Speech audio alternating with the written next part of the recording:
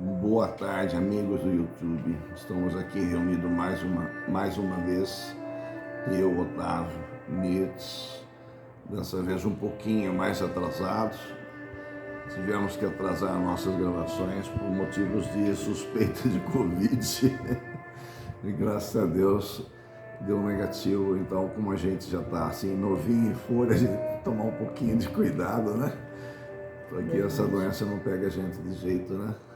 Hoje nós temos uma conversa muito bonita, conversando com o Criador. Mirtz, antes de começarmos, o que é Deus? O nosso Criador, como nós falamos agora. Quem é Deus? Deus é a inteligência suprema, causa primária de todas as coisas. O ser imutável. Por quê? Porque ele é perfeito. Só quem muda somos nós que precisamos evoluir. Tudo bem. É até complexo a gente avaliar Deus, é tão grande, né? Tão magnífico, que a gente se sente assim, tão pequenininho, mas e a gente tem uma noção, né? Isso nos foi permitido. Hoje vamos falar conversando com o Criador, vamos falar como é que a gente conversa com Deus, através da prece, da nossa oração, né? Vamos começar aqui com o Evangelho segundo o Espiritismo, capítulo 25, buscai e achareis. Escrito lá, ajuda-te a ti mesmo, que o céu te ajudará. Pedi e se vos dará, buscai e achareis. Batei a porta e se vos abrirá. Porquanto quem pede, recebe, quem procura, acha. E aquele que bata a porta, abrir-se-á. Deixar claro que, mas eu fiz uma prece para Deus e não fui atendido. Deus atende, escuta todas as nossas preces. São algumas que realmente Ele não pode atender, que você precisa passar por aquilo, para o seu próprio bem. Então, essa conceituação da prece, lá no começo da humanidade, quando o homem ainda habitava as cavernas, ele não tinha o hábito de fazer prece como a gente tem hoje em dia, mas ele está naquele processo de transformação. Então, quando a inteligência foi aflorando, foi aprendendo, desenvolvendo, né, ampliando mais, cada vez mais a sua capacidade intelectual, fazendo instrumentos, artefatos, etc. e tal, e também pensando quem era ele, o que estava fazendo aqui na Terra, qual é o seu verdadeiro papel. Então o homem começou a pensar que existe alguma criatura maior e que ele precisava se comunicar com essa criatura. E aí vem a nossa palestra de hoje, conversando com o Criador, conversando com Deus. E na sequência aqui, a Mirtz vai falar o que é a prece, né, Mirtz? O que é a prece? As boas ações são melhores. É melhor prece, porque os atos valem mais do que as palavras. Abre aqui. Abre para mim, Jorge.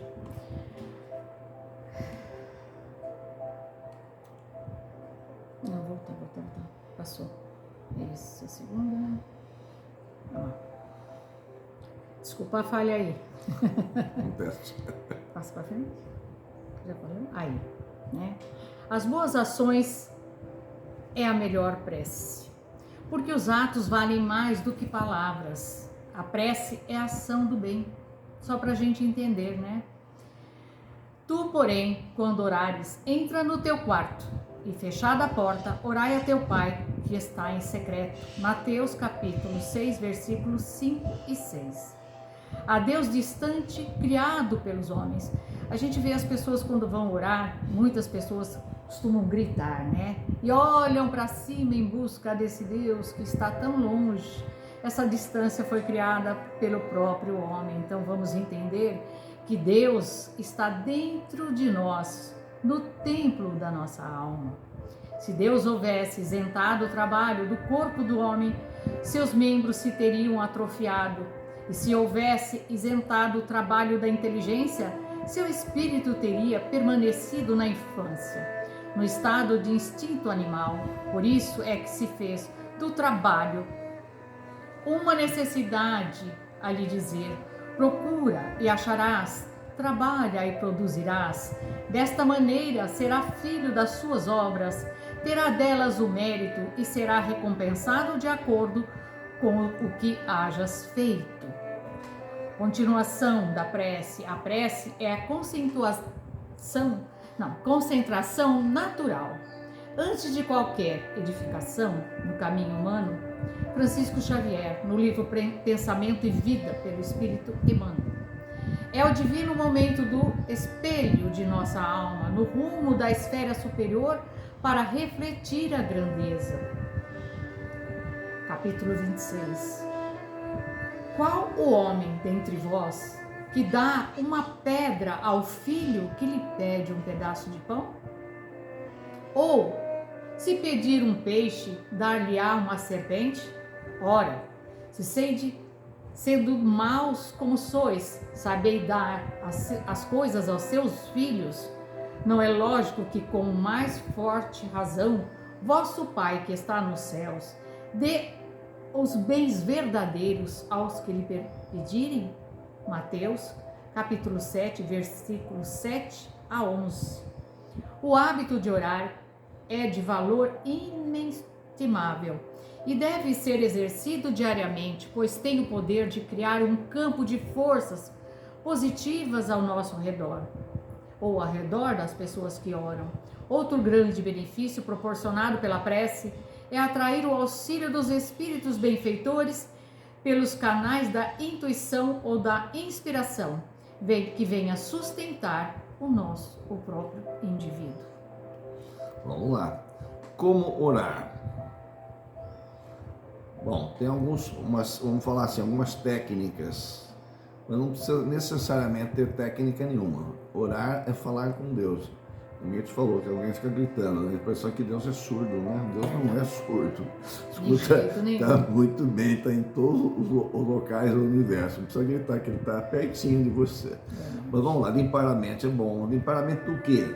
Das coisas ruins, dos pensamentos do cotidiano, do dia a dia, do carro, do trânsito. Limpa a mente, respira fundo, né? Sintoniza com o Altíssimo, faz uma vibração de tranquilidade. Nos momentos de dificuldades, também como orar. No momento de dificuldade e de agradecimento e também de amor a Deus. Não é só em momentos ruins, em momentos bons também. Nós precisamos agradecer a Deus. Perseverar. A prece tem que ser perseverante. Pedir e não perseverar é esperar por milagre. Quero tudo na hora, tudo pronto. Não, não é assim não. Você tem que demonstrar que você realmente tem interesse. E Deus quer saber se você realmente quer aquilo de verdade. Você não é só da boca para fora. Orar e trabalhar e aguardar com confiança. Conciliação otimista do presente com o futuro. E otimismo também para mudar nossas atitudes. Quanto mais nós melhorarmos, mais bênçãos nós poderemos receber do Criador. Né? Mais conectados estaremos, né? Exatamente. Né? Alijar a dúvida, ou seja, jogar fora a dúvida e esperar com fé e com esperança. A prece não muda a natureza nem o curso das provações. Livro dos Espíritos, pergunta 63. Tá? Isso é muito importante. Por quê? Eu peço e não recebo. Deus não quer que você receba. Você não pode. Você tem que passar por aquilo. Porque se você não passar por aquela prova ou expiação, lá na frente vai ser muito pior. Então, exatamente. Deus, na sua infinita bondade, você precisa passar essa prova tão difícil naquele momento para o seu próprio bem. Então, você tem que passar. E o que a gente pode pedir quando a gente sabe que não tem como alterar essa natureza da prova? É pedir para ele te dar força, coragem e ânimo. Exatamente. Para você poder superar aquela dificuldade, aquela prova que lhe foi imposta. Pedir, dar-se-vos-á, buscais e achareis, batei e abrir-vos-á. Toda prece é ouvida, toda, sem exceção. Nem toda é atendida do jeito que você quer, é diferente. Qual é o caráter geral da prece? A prece é um ato de adoração a Deus. Primeira coisa. Orar a Deus é pensar nele, é aproximar-se dele, é pôr-se em comunicação com ele. Você vai conversar com Deus. Pela prece podemos fazer 3 coisas: louvar, pedir e agradecer. Né? A louvação a Deus é muito importante. Quem que não gosta de receber um carinho? Até ele, né? Destacar a importância e benefício da prece é identificar as características da prece. Bem-aventurados os puros de coração, pois verão a Deus. Não se esqueça disso. Então, quanto mais puro, maior a probabilidade de você receber uma bênção divina. Né? Não vamos esquecer disso.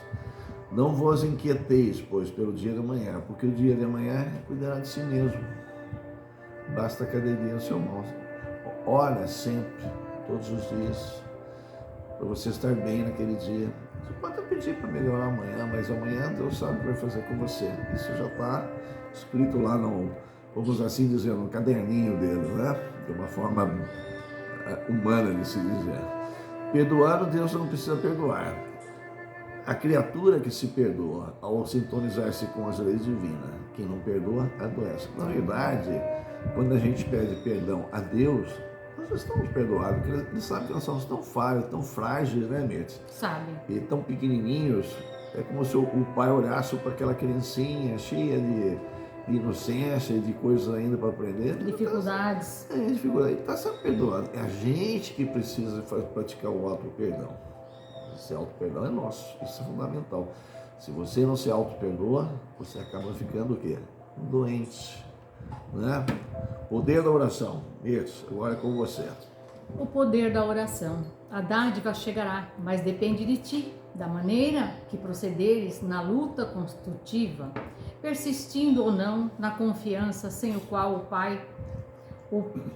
o divino poder encontra obstáculos naturais para exprimir em teu caminho. Chico Xavier, novamente, né? Pão Nosso, capítulo 22, né? A bênção do tempo é agora.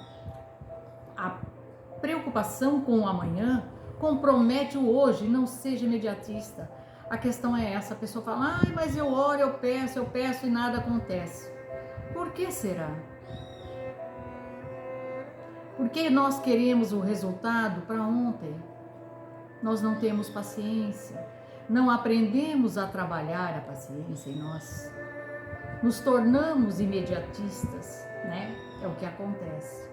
E orando, não useis de vãs repetições, como os gentios que presumem que por muito falar serão ouvidos. Então tem pessoas que repetem a mesma coisa várias vezes, como um ritual, né? Achando que de tanto repetir, Deus vai ouvir, porque ele repetiu tantas vezes, e vai auxiliar. Deus conhece os seus filhos, conhece o nosso coração, é um terreno que Ele conhece. Então não há necessidade de se falar tantas vezes, e nem de gritar para que Deus consiga nos ouvir. A prece é sempre agradável a Deus quando ditada pelo coração, pois para Ele a intenção é tudo. Livro dos Espíritos, né? Uma pergunta 658. Jesus recomenda orar e pedir sempre. Persevere no bem, lute e nunca desista. Então nós não podemos ser abatidos pelo desânimo. Nós nunca podemos desistir. Acima de tudo, nós sabemos que temos um Pai, que temos um Deus, o nosso Criador, como eu coloquei lá no início. E é a Ele que nos dirigimos. É ao Pai que nós pedimos quando encontramos em grandes dificuldades e aflições. E é a Ele que recorremos também quando devemos agradecer nos momentos, né, que nos são benéficos.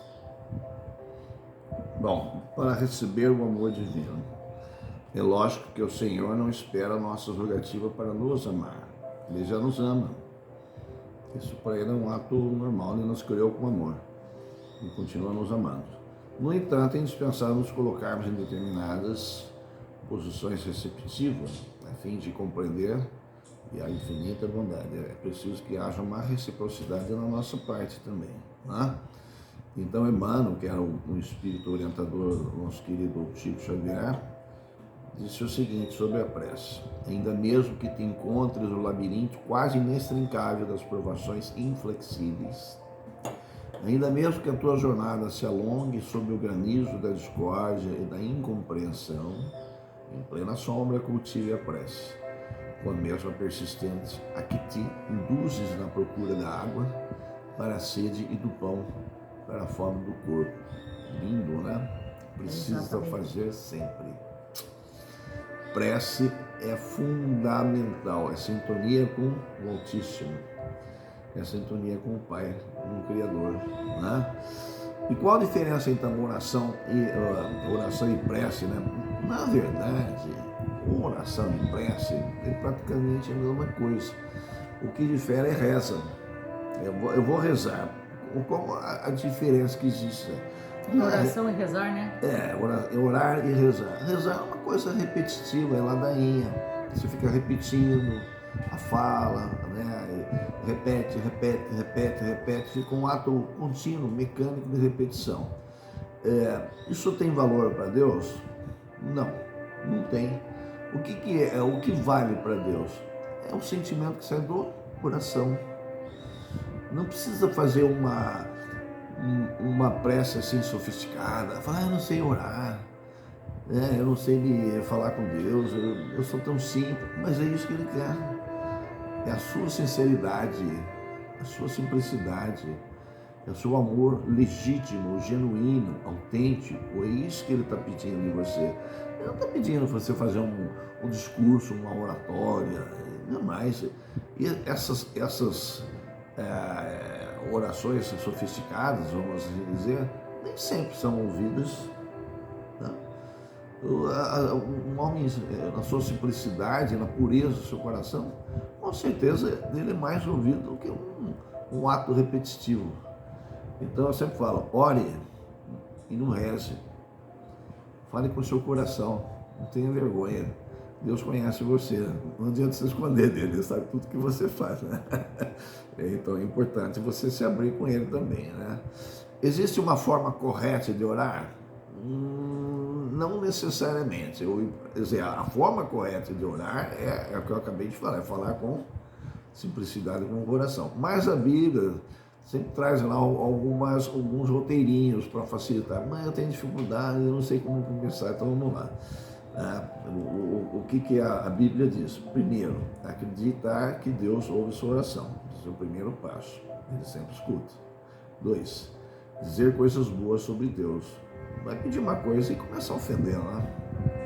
Você está pedindo para alguém, você chega ofendendo a pessoa que você quer receber alguma coisa dela? Não, né? Isso não tem sentido, né? Usar suas próprias palavras. Não precisa decorar. Confessar seus pecados e pedir perdão. Pedir perdão conforme você já está perdoado, mas pede perdão para saber que você está reconhecendo o seu erro e se auto-perdoe também. Exatamente. Dizer a Deus que confia nele, qualquer que seja a resposta que ele venha te dar. E tem que confiar, porque ele sabe o que é bom para você. Ele sabe o que é importante para você. Você não sabe, mas ele sabe. E às vezes tem que passar por aquilo. Né? Então o que você faz? Pede força para superar essas provas, essas dificuldades, né? E transpor toda aquele mal que você, aquele sofrimento, aquela angústia que você está passando. Tá? A oração pode ser feita com a mente, que normalmente é o mais frequente que a gente faz, né, mente? Sim. Ou então verbal, verbalizando, vocalizando. Tem uma forma também de se fazer prece. Você pode fazer, quantas preces eu devo fazer por dia? Quanto você quiser, o seu coração vai dizer. Tem gente que faz prece, ora o dia todo, está andando no trânsito, está conversando, dentro de casa ele está fazendo um pedido, conversando com Deus, ele está orando, ele está em ato contínuo, em ligação com Deus, com o Altíssimo, né? Agora com você, sentir sono quando orarmos é normal? Essa é uma questão meio complicada, né? Vamos lá. Porque ela tem algumas versões, vamos dizer assim, né? Tem. O significado de você sentir sono na hora que você começa a orar. Significa sentir sono nesse ambiente. É um ambiente espiritual? Vamos saber, né? É dentro de um centro espírita? Aonde é que você se encontra? Uma casa religiosa? O significado de sentir sono em um ambiente espiritual é quando oramos. Pode variar de acordo com a perspectiva espiritual de cada pessoa, né? Alguns podem interpretar como um sinal de bloqueios energéticos ou influências espirituais negativas, enquanto outros podem ver como um sinal de relaxamento e entrega ao processo espiritual. Se estiver em seu quarto, sente na cama, abra os olhos, isso poderá te ajudar. Evite orar deitado. Isso favorece você sentir sono durante a oração. Gente, a gente sabe que nós temos vários irmãozinhos, né? Sim. E a oração é a nossa conexão com o Pai. E se a gente está com um pouquinho cansado, um pouquinho com preguiça, fala, que importância que tem, eu vou rezar deitadinha aqui mesmo. Você mal começa a orar e o que acontece? Você pega no sono, você não concluiu a sua conversa com o Pai, o nosso Criador. Você não fez a sua ligação, que a oração, ela protege o lar, ela protege o indivíduo, como nós já colocamos. Então, é preciso tomar cuidado. Jesus ensinou aos seus discípulos como orar. Jesus ensinou, ele disse que algumas pessoas oram só para serem vistas pelos outros. Jesus ensinou que, se possível, devemos orar num local onde possamos ficar sozinhos. Disse também que algumas pessoas repetem várias vezes as mesmas palavras quando oram. Como falar com Deus em pensamento? Portanto, se você deseja falar com Deus em pensamento, lembre-se de que esta conexão está sempre disponível para você. Basta abrir o seu coração, abrir a sua mente, direcionar seus pensamentos e intenções para o divino. Com a prática e dedicação, você poderá experimentar uma comunicação mais profunda e significativa com Deus. Quando nós falamos de orar, dessa forma de orar, né? Nós colocamos também que tem pessoas que têm hábito de orar várias vezes, mas ela ora só verbalmente, e essas palavras que ela coloca são palavras vazias. O que Deus pede é o nosso sentimento, o nosso coração. Se essas palavras estiverem vazias, que sentido elas têm? Que alcance elas têm? Então não adianta você só verbalizar como uma ladainha e você não sentir de fato essa ligação, essa conexão com o Pai de sentimento. Vamos lá um pouquinho. O que acontece no espiritual quando rezamos, né? Oramos, rezamos. No mundo espiritual, a oração tem um poder muito significativo. Você tem uma comunicação com ele, ele sabe que você sintoniza com o plano espiritual. Você estabelece uma conexão com o divino. Essa ligação de Deus com o homem, né? Então tem aquela imagem bonita, né? Capela Sistina, Deus, o Criador e o homem com o dedinho, né? Aí perguntava, mas por que você não colocou o dedinho do homem no Criador? Quem fez a pintura falou assim, é o homem que tem que procurar Deus e colocar o dedinho, fazer a conexão. A oração é a nossa conexão com o divino. Então isso acontece no plano espiritual, vamos assim dizer.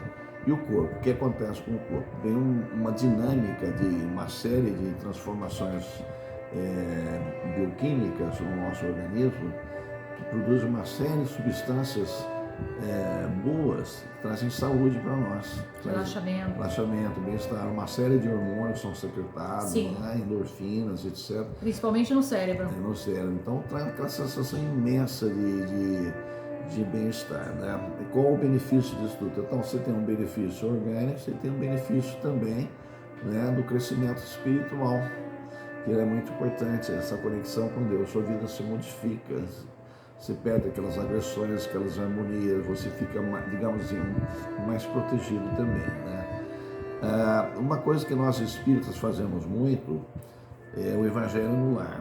Então, todo espírita, praticamente, ele tem essa obrigação, como se fosse uma obrigação, fazer o evangelho no lar. Alguns não fazem, né? Isso vai de cada um. Mas o evangelho no lar não é uma, digamos assim, uma coisa que o espiritismo criou. Não é reservado apenas à doutrina espírita. Na verdade, quem ensinou a fazer o evangelho no lar foi Jesus, quando ele esteve na casa de Pedro, em conversa com os seus queridos apóstolos, ele falou que a gente deveria fazer a oração em casa e se comunicar com Deus, devido aos imensos benefícios que isso traz para o nosso lar. Nós fazemos dentro de um determinado ritualzinho, tá? Ele é muito simples, tá? Você vai escolher um dia da semana, um dia e um horário fixo para reunião com seus familiares. Não mude isso daí, tá? Isso é muito importante, porque a espiritualidade assume o compromisso com você e você com ela para vir naquele horário. Esse culto do Evangelho no lar não pode passar de 15 minutos, no máximo 30 minutos, não pode passar disso aí. Ah, mas eu quero falar, não, os espíritos têm trabalho também, muito trabalho para fazer, e não pode ficar à disposição só de você e dos seus caprichos, tá?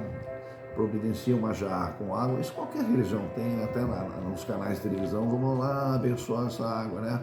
A gente deixa essa água para ser fluidificada durante o culto.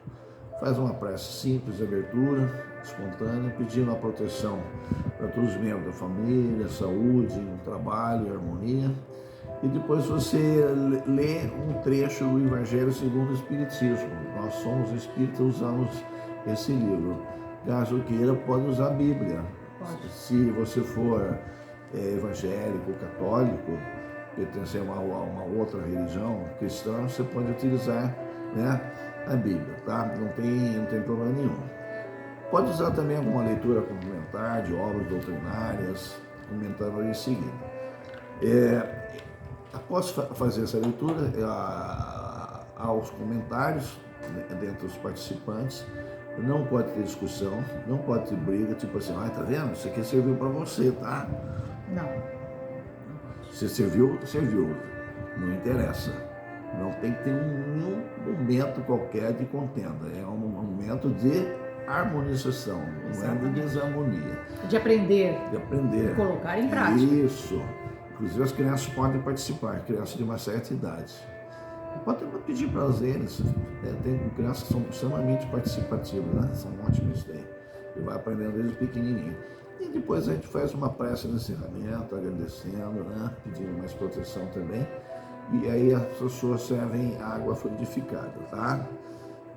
Se estiver sozinha, cita o nome dos membros da família, que às vezes eles não podem estar participando. O Evangelho no lar, o ideal é que todos participem. Sim. Chegou uma visita, pede para a visita entrar, fala, entra, vamos fazer o Evangelho, você quer participar?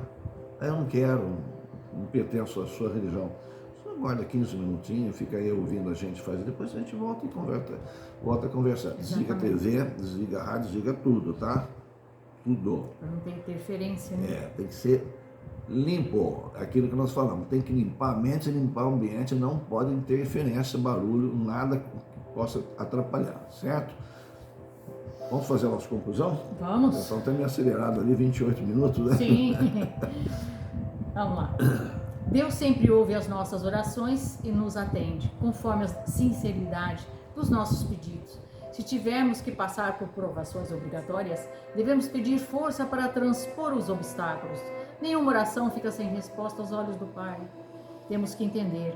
Orientação. Só devemos orar pelos grupos de moradores de rua, presídios ou hospitais, quando estivermos em um grupo maior ou dentro de um centro espíritas. Vamos entender por quê.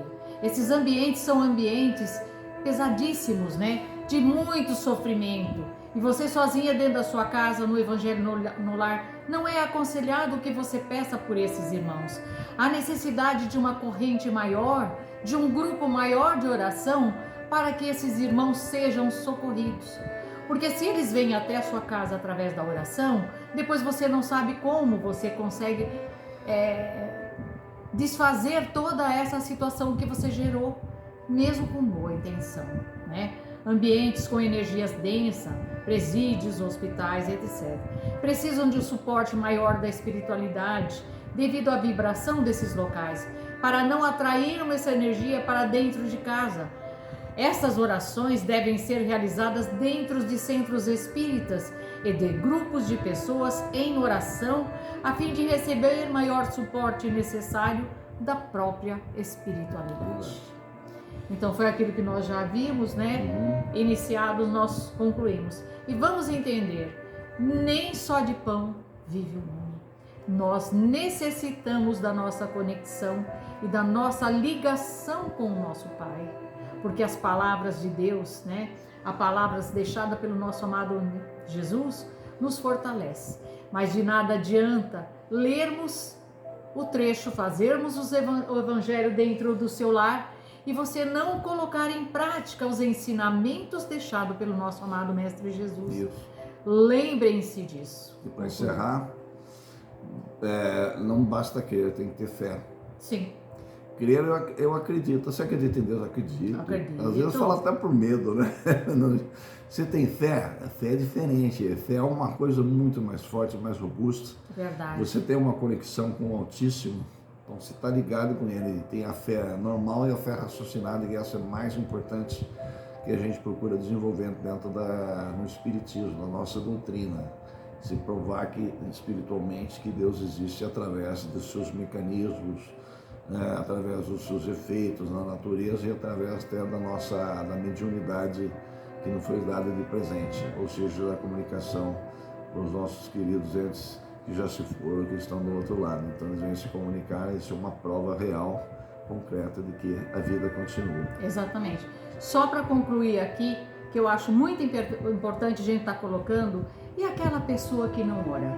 Como que fica essa pessoa que não ora? Nós falamos dos tipos de oração, e muitas vezes uma pessoa que não tem uma crença religiosa, é um ateísta, vamos dizer assim, mas ele tem atitudes nobres, ele tem boas ações. A atitude, a ação também é uma oração, e somos todos filhos do mesmo Pai, não devemos esquecer, e somos todos irmãos. Bom, aprendemos mais uma hoje, hein? Vai lá. Uma boa tarde a todos. Até a semana que vem. Até semana que vem. Que Deus abençoe a semana de vocês. Amém.